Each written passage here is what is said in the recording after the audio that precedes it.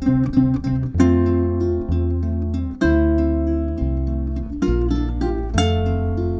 to Dr. K's Uke. Today we're going to explore the G7 chord and learn how to transition from the G7 to the F.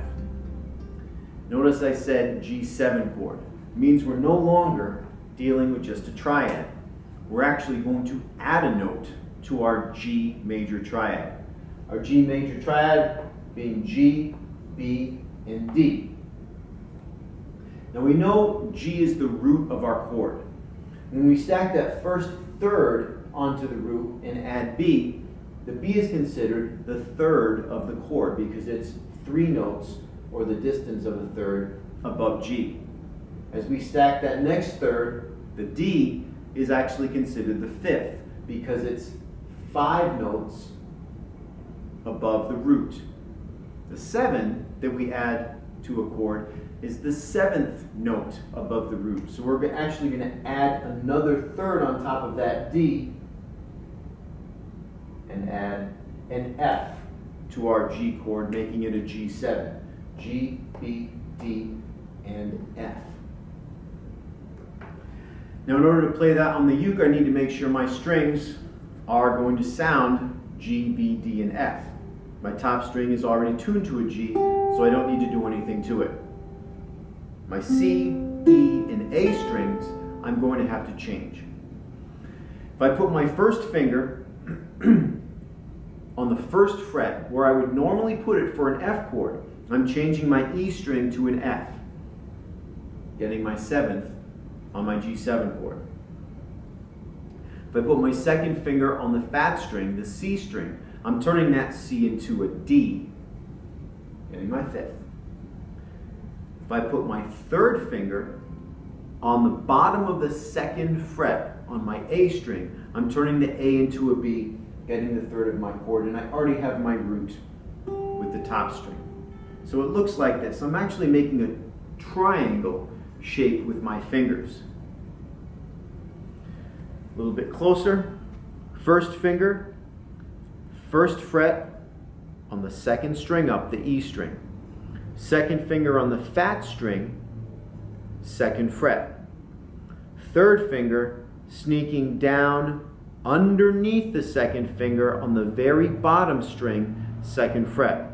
Notice I'm keeping a lot of space in between the bottom of the ukulele neck and the palm of my hand. If I start to hold flat, it's going to be really hard to get my third finger down onto the second fret and make this G7 shape.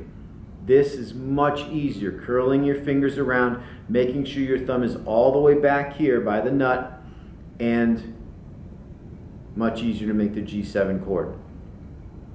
Now I'm going to try to go back and forth between G7 and F, which is actually a lot easier than you'd think. To get to the F chord, my first finger doesn't move. It stays glued. So I'm going to take my second finger and move it up to the G string and just pick my third finger up. In order to get back, I drop my second finger down a string and add my third finger again at the bottom of the second fret. F chord, G7. F chord, G7. F, G7, F, G7. Notice my first finger doesn't move. It stays glued the entire time. Kind of use it like my anchor. Eventually, this one will be easier to do without looking because that first finger stays put. So let's practice going back and forth between our F and G7 chords. Starting on F, quarter note strums, 4 strums on each chord. 1, 2, ready, and F, 2, 3, 4, G7, 2, 3, back to F, 2, 3, and G7. Think ahead, 2, 3, back to F. Now go to G7.